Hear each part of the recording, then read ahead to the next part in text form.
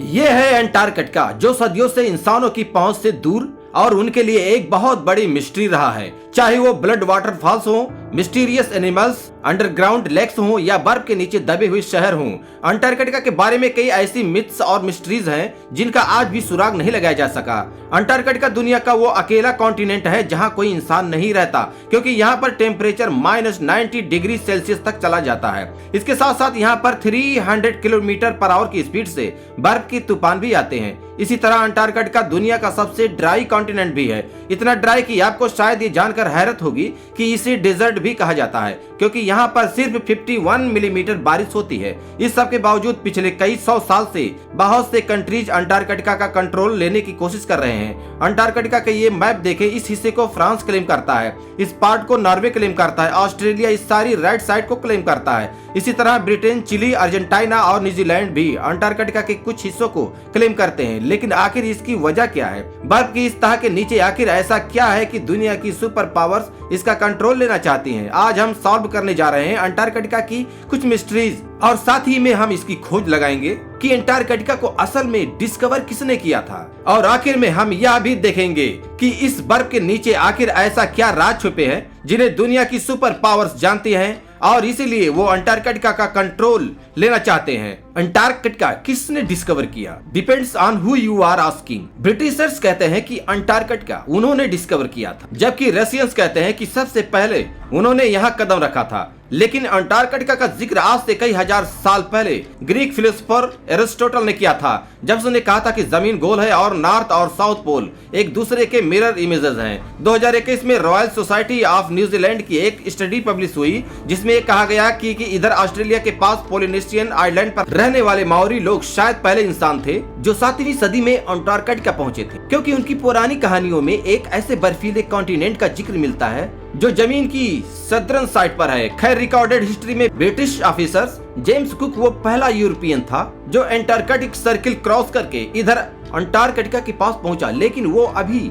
Antarctica से 130 kilometre ही दूर था कि उसने अपनी शिप वापस मोड़ ली, क्योंकि उसे अंटार्कटिका तो नजर नहीं आया, मगर पानी में तैरते हुए आइस बर्फ जरूर नजर आए और समुद्र के तेवर ऐसे थे कि शिप को आगे लेकर जाना बहुत खतरनाक था। इसलिए जेम्स कुक ने कहा था कि इस सदर्न कॉन्टिनेंट तक पहुंचना इतना खतरनाक है कि शायद ही कभी कोई इंसान यहां तक आए।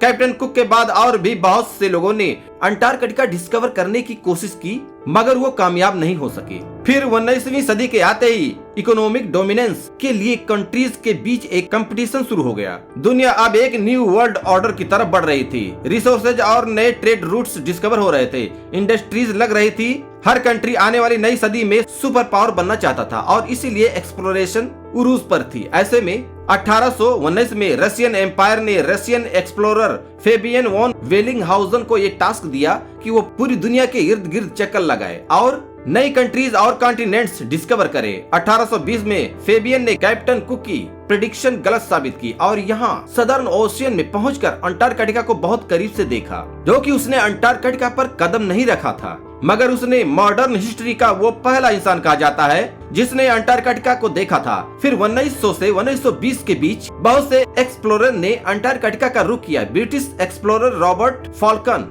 स्कॉट 1911 में अपनी टीम के साथ अंटार्कटिका पर उतरा और तकरीबन 400 माइल्स तक आगे गया, मगर फिर खराब मौसम और भूख की वजह से उसे वापस पलटना पड़ा। लेकिन वापसी का यह सफर बहुत ही भयानक साबित हुआ। स्कॉट और उसकी टीम सख्त सर्दी और बर्फानी तूफान में फंस गए और इन सब की मौत हो गई। फिर वर्ल्ड वॉर 1 के बाद बहुत सी कंट्रीज ने यहाँ अपनी टीम्स भेजी और इस कॉन्टिनेंट को क्लेम करने की कोशिश की। 1939 में हिटलर के कहने पर जर्मन एयरफोर्स ने यहाँ नासी फ्लैग्स भी गिराए ताकि इस एरिया को नासी जर्मनी के कंट्रोल में दिखा सके। वर्ल्ड वॉर 2 के बाद बहुत सी कंट्रीज ने यहाँ अपने रिसर्च स्टेशन सेटअप किए और यहीं से फिर अंटार्कटिका के बारे में मिस्टीरियस डिस्कवरीज होना शुरू हुई। सबसे पहली और बड़ी मिस्टीरियस डिस्कवरी ये है कि किसी जमाने में अंटार्कटिका पर बर्फ नहीं बल्कि घने जंगल थे।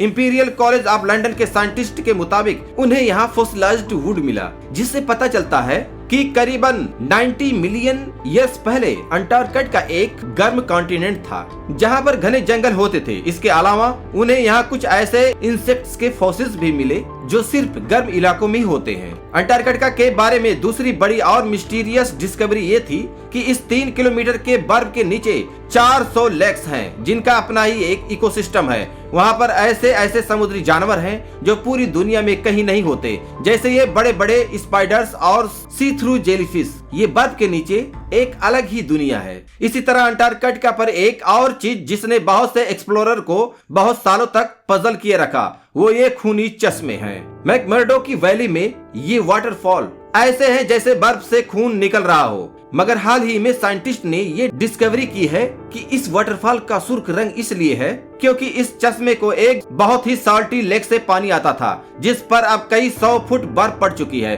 और वो लेक एटमॉस्फेयर से बिल्कुल कट ऑफ है। इस पानी में बहुत ज्यादा आयरन है और इसीलिए जब ये पानी चश्मे में आता है तो ऑक्सीजन और धूप की वजह से पानी में मौजूद आयरन ऑक्सीडाइज होता है और उसका बिल्कुल जंग जैसा कलर हो जाता है। अंटार्कटिका के बारे में तीसरी सबसे बड़ी मिस्ट्री और कॉन्स्पिरेसी ये है कि इस बर्फ के नीचे कोई एंशिएंट सिविलाइजेशन है। बहुत से लोगों ने ये क्लेम किया है कि यहाँ पर एलियन स्पेसशिप भी देखी गई है। 2016 में गूगल अर्थ पर अंटार्कटिका में बहुत सी अनयूजुअल एक्टिविटीज रिकॉर्ड की गई हैं। कॉन्स्पिरेसी थ्योरिस्ट जहां इन्हें एलियन यूएफओस कहते रहे, वहीं बहुत से पॉलिटिकल एक्सपर्ट्स के नजदीक ये अमेरिका और दूसरे कंट्रीज के सीक्रेट एयर ऑपरेशंस हैं जो वो अंटार्कटिका में कर रहे हैं। और यहीं पर आता है अंटार्कटिका का वो हिडन पॉलिटिकल फ्रंट जिससे बहुत कम लोग अवेयर हैं। जहां बाकी पूरी दुनिया दूसरे जियोपॉलिटिकल इश्यूज में उलझी हुई है, वहीं अमेरिका, चाइना और सोवियत यूनियन अग्रेसिवली अंटार्कटिका पर एक्सपीडिशंस भेज रहे हैं। इनफैक्ट चाइना ने तो वहां अपनी मल्टीपल रिसर्च स्टेशन सेटअप किए हैं।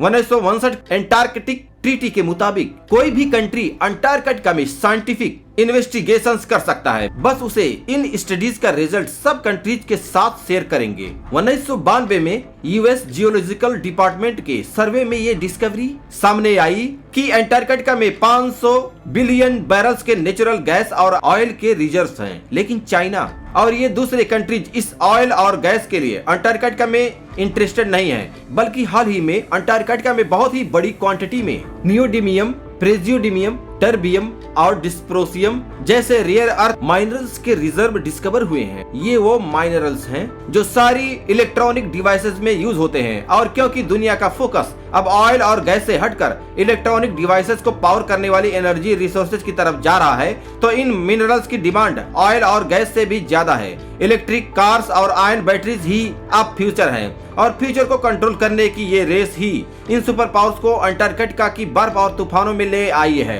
अंटार्कटिका की लास्ट मिस्टीरियस डिस्कवरी ये सदर्न ओशंस हैं। दुनिया के खतरनाक तरीन समुद्रों में सदर्न ओशन का नाम आता है। हमारी दुनिया का क्लाइमेट और वाटर सप्लाई ये सदर्न ओशन ही कंट्रोल करता है, क्योंकि ये अटलांटिक और पैसिफिक ओशन के साथ भी मिलता है। साइंटिस्ट के मुताबिक दुनिया का 15% carbon emission southern ocean observe करता है, और ग्लोबल वार्मिंग के साथ साथ इस ओशन की इंपॉर्टेंस बढ़ती जा रही है, क्योंकि यहाँ पर जमी हुई बर्फ पिघल रही है, और बर्फ के पिघलने से बहुत से खजाने अब बाहर आ रहे हैं जिन समुद्रों में कभी इंसान जाने का सोच भी नहीं सकते थे। बहुत जल्द वो इंपॉर्टेंट ट्रेड रूट्स बनने वाले हैं। अंटार्कटिका पर अब भी बहुत सी स्टडीज चल रही है, और हु नोज के आने वाले टाइम में और क्या मिस्टीरियस चीजें अंटार्कटिका के बारे में डिस्कवर होंगी। तो दोस्तों, अगर जो हमारी वीडियो पसंद आई हो तो हमारी वीडियो को लाइक कीजिएगा, शेयर कीजिएगा और हमारे यूट्यूब चैनल को सब्सक्राइब कीजिएगा। इसी के साथ नेक्स्ट वीडियो मिलेंगे। जय हिंद, वंदे मातरम।